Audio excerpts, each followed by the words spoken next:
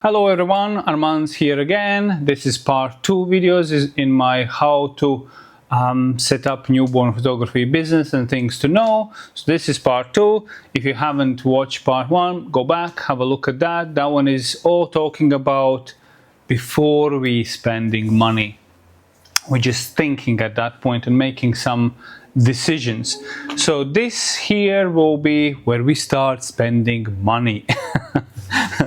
So we will be covering equipment. So basically the stuff I'm not gonna walk through everything what I buy and blah blah blah, what I use. If you want that kind of video, I can make one, but I'm just gonna talk about more broadly the mistakes I've made in terms of buying and stuff like that. So we're talking about all equipment. What I also have, we're talking about the studio itself.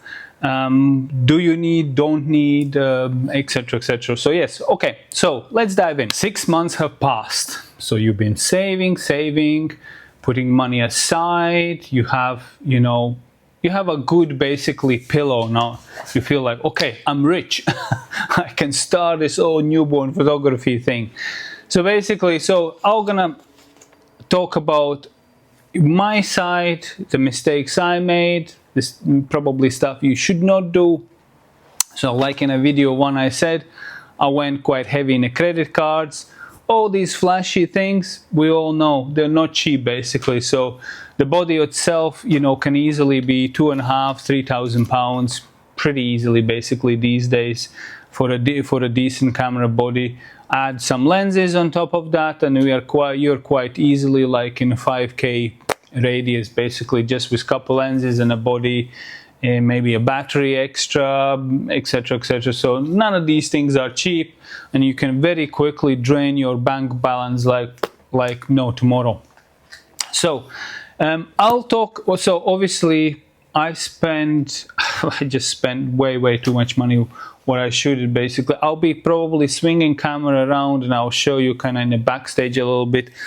What do I have? All of the stuff what I have is probably still from that very long time ago when I just went on a shopping spree. I haven't bought anything probably past, I think last things I was buying pre-COVID basically, so I haven't really invested. I actually, during the COVID, I really chucked away a lot of stuff basically, blankets and unused props and and stuff like that. So yeah, so okay, let's start. Camera. Okay, well, we need a camera.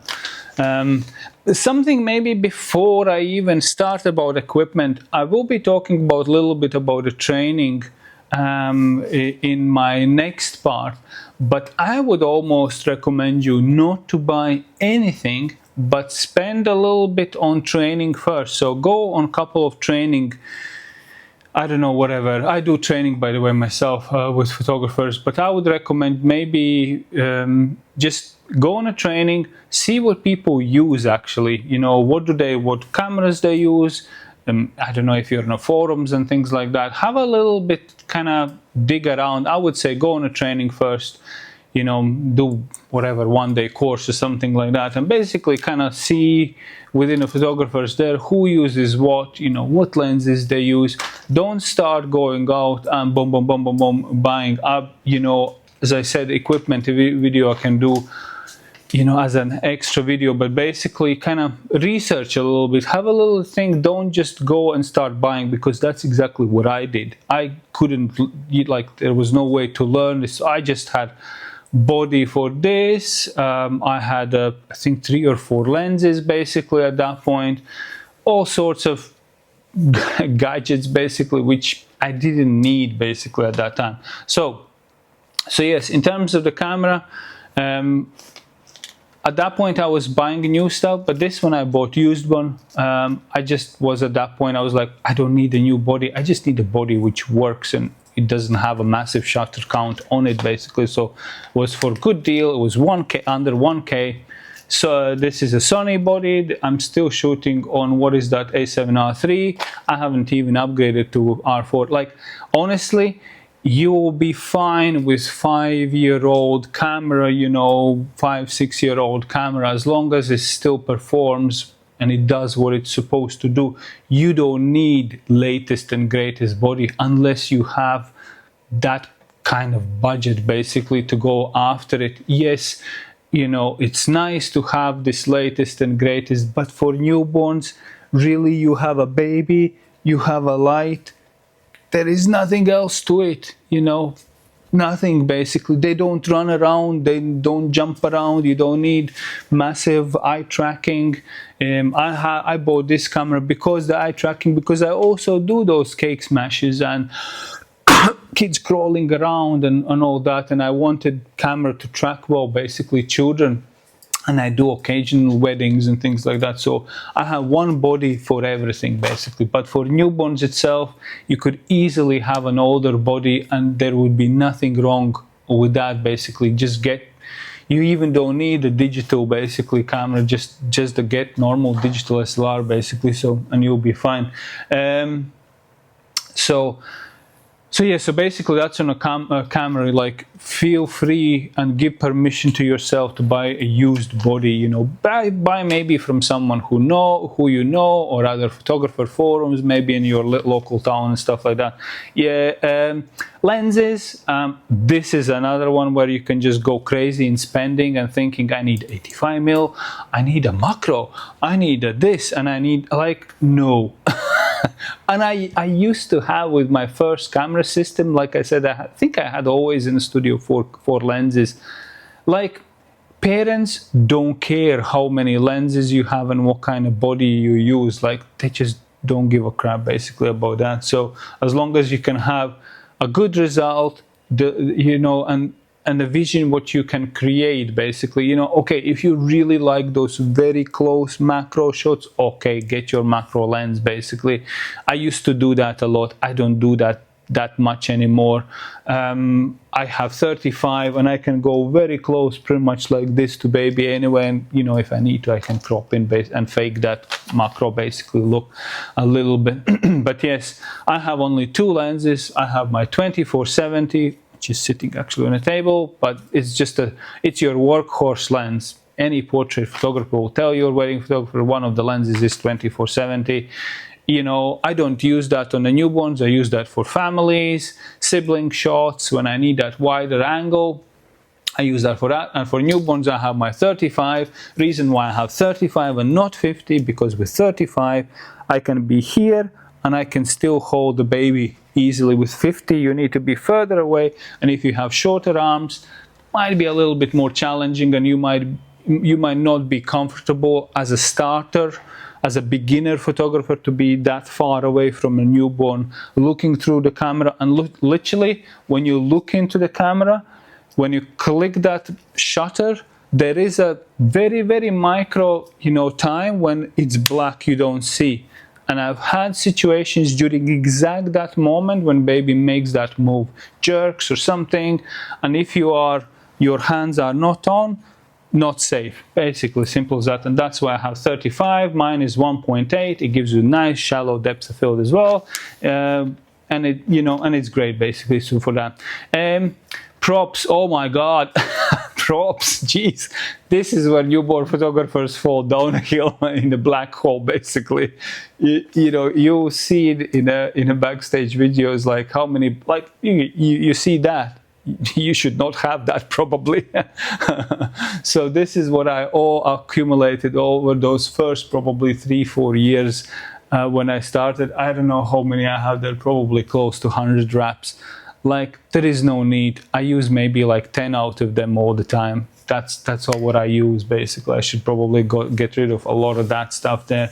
You use 4 or 5, you know, base color blankets. So whatever, I don't know, your blues, pinks, beiges, maybe brown, maybe a little sage color.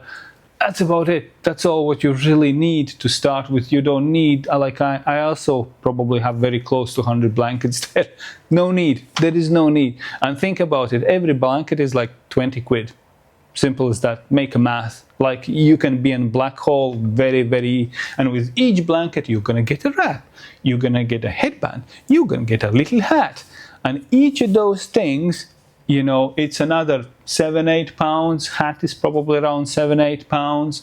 This is another tenner. Basically, you add all that, and before you know it, you're like thousands and thousands and thousands, of pounds in a hole, basically, and you even don't know if you're gonna use it. So basically, be very, very cautious on props. In terms of buckets and things like that on props, one bucket. That's all. That's all what you need. Photographers are notoriously bad for boosting their own egos with, I need the latest greatest. Oh, I saw that, heart-shaped ball. I need that. I was like that too. I really wanted that heart ball shell, and then I decided, you know what? I'm probably not going to use as much as I think I will going to use it. And now I pretty much don't see those heart-shaped ball photos anymore. There was a point, a year, where everyone was doing the same shot basically, and I was like, nah, not doing that, not going there. I'm okay to miss that basically. And photographers just like to get the stuff. Oh, I have it too. I also can do that pose. Like, it's just crazy basically, don't go there. Focus on your own things, what you really like. Stick to, I have the basic poses video and a blog post. Stick to that stick to your basics, and there is no need to have all these whistle and bells. Yes, some clients really want those prop shots, but it's all what you're gonna show. That's what they're all gonna get. So if in your portfolio you don't show much of all that craziness, they're not gonna probably ask for that.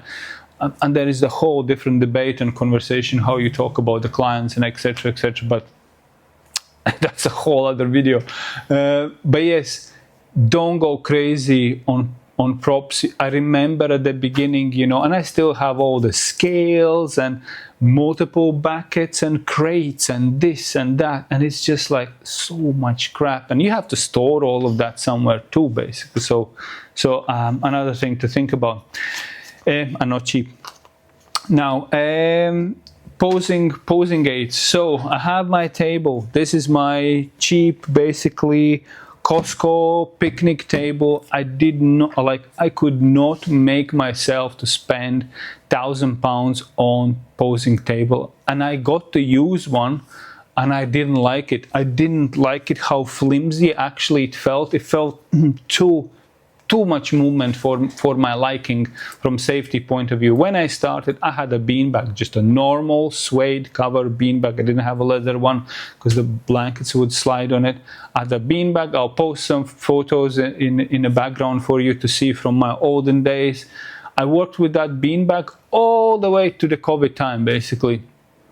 I didn't feel like to have whatever Paloma something was, that all the round thingy, basically. Another gimmick,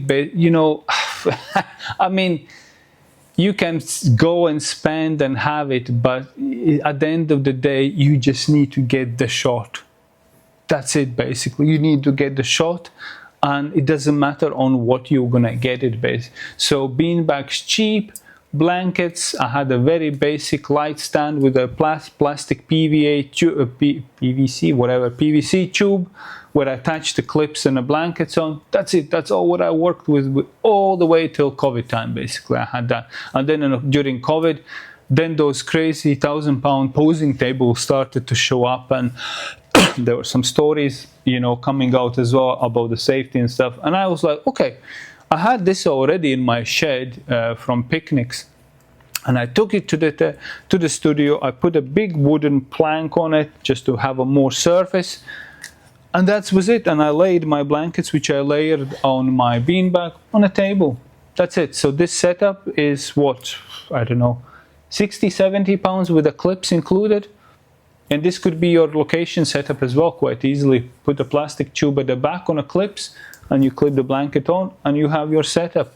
And it's fairly sturdy. Like, I feel this is safe. It's not gonna unclip and fall apart, basically. So yeah, so but posing the beanbag obviously is the storage. It's a bigger thing. You like, if you're planning to drive around to client houses, it's gonna take quite a space, basically. To lug around a beanbag. There's the smaller beanbags as well for you to use. Lighting, I mean, in terms of lighting, if you're scared of this, you know, the big lights, and I had this actually, by the way, from COVID time too. Till COVID time, I just photographed on a simple light stand, speed light, umbrella cover, that's it. Whole setup. I had even Chinese, cheap Chinese basically flash for all these years. And then I swapped to a Godox AD200 system, basically, which had a little battery coming with it, and I still have it. I use it for weddings. But again, it's, you know, that small speedlight setup was under £100 easily, basically. So again, don't need it just light. You just need to figure out what you're gonna create light with. And I always recommend, especially in UK, weather is unpredictable. Light is like this. I photographed from home at the beginning, so it was quite, I had a big north-facing window, fine, nice, you know, kind of balanced lighting. But again, the light up and down, and your eye. I mean, these cameras now can handle very well ISO, no problem with that. But I just like the crispiness of that studio flash, basically, light. So I would recommend you do learn flash, basically, kind of, you know, it's not hard to learn it. It's just basically to know the equipment. You'll see, probably I have some photos from my setup as well, basically from my olden days. So yeah, or if you want to be the natural daylight photographer and you are coming to client houses, or your studio has a really good spread of, you know, of light, then yeah, of course you can use that, and, you know, maybe use, like I have like a big reflector here for lighting and stuff like that. So it does work. A lot of, you know, your Australians or Americans, you have quite good available light to work with. So if you don't want to do that, you know, all this, then you have more or less stuff to buy, basically. So you just work with available light, figure out how to angle the baby, where is the light coming from, where it's falling, you know, how it looks in the face, etc., etc. So basically that's on the lighting. Let's talk about the studio itself. So your setup. So have a think, okay, so you have quite a few options, and I have gone through all of these options. Number one, working from home. I work from home with the newborns for first 2 years. Even though that I had a studio already, I just preferred working from home, roll out of the bed, clients come in the house. You know, it's nice home environment. But then my first child was born, and my home session days were finished, because I, you know, snotty nosed child walking around like was not very professional. So basically, yes, so moved to the studio. But there's nothing wrong to work from home if you have a separate space where, you know, people are not mingling in your private space. I probably would not work from home at this day and age anymore. I mean, you know, I just don't know. I would not be comfortable getting people in my house anymore. So basically, next part is you are going to client houses. Sure, if you have a transport, depends how much stuff you're lugging around, you can do that. I have done that too. I've done that for a few years when I was charging more to go to client houses. So whoever wanted to pay the fee, yes, I could come to your house. I did bring initially with me buckets, blankets, all the flocatis and stuff, beanbag, all of that I was bringing with me. If you have a main door, you know, first ground floor, perfect. But if you need to lug all that stuff, you know, a couple flights up, not fun, basically. And very often you don't know where you're walking into. You might be walking in such a small space, you have nowhere to set up, basically, and you just don't want to have that stress, basically, on you. So it's just, yeah, something what I wouldn't recommend. Now when I go to client houses, is a documentary only, candid only. I don't bring anything with me. I bring a couple wraps with me, just if I want to wrap swaddle the baby for family photos or things like that. But other than that, I bring nothing, basically, at this point anymore. Maybe I would bring some posing bean bags and stuff like that.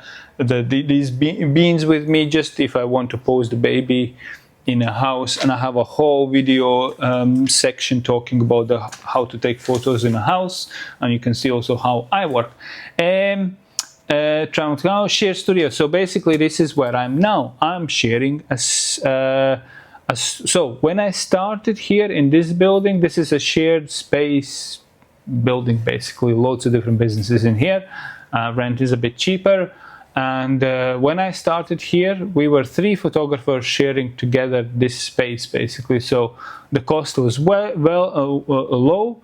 Well, before I had studio here, I shared studios in a couple more places, a couple more horrible places, I must add. You would not be able to do newborn photography there. So you need to kind of figure out, can you all work together, you know, who does what. So I had a wedding photographer, I had a family photographer who didn't do babies, and I have babies, basically. So we're all quite well worked together for 3 or 4 first years. Was quite handy, and I was working from home a lot as well at that point. That would be your most cost-effective way if you want a studio space to have it, to share it with someone, at least for the start. And then a few years later, from my personal experience, probably after 3 or 4 years, I took over the studio, and this is, at the moment, I'm on my own.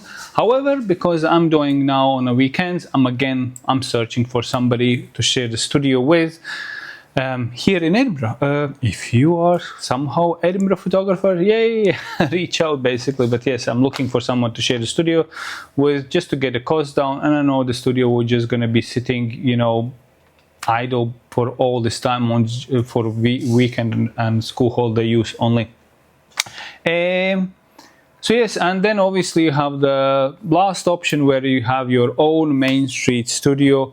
I think, you know, as a beginner, I would not go there. I would not make such a massive monumental step and have this all fancy, luxurious place. Basically, I never went. I mean, there were points where I wanted to have a Main Street studio, but I decided, I mean, I don't know what are the rents. Maybe sometimes rents are the same as a shared studio or a Main Street studio, but I think it will be just too expensive for you to start with. But hey ho, your money, you decide. You're the boss. So basically, that's kind of like covers this section 2, equipment, and kind of like a little bit of studio.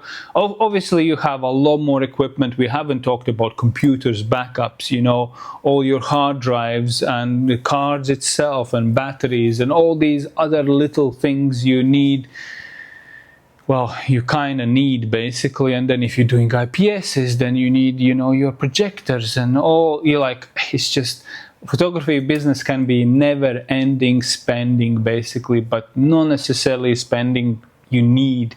You know, it just depends on your goals, on your setup. You know, like we talked in the first part, you know, are we doing this as a hobby full-time? How much money do we want to earn?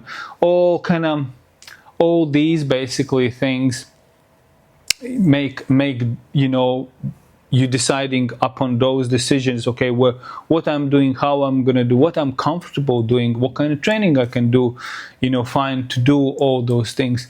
But anyway, hopefully this was helpful for you. What I have written, okay, yeah, so I have written on my notes that I will be making a separate video specifically on props and stuff I have, and what you might want or not want, basically, to have in your studio or whatever setup you're doing. Thank you very much. Part 2 is wrapped up, and I'll see you in next part.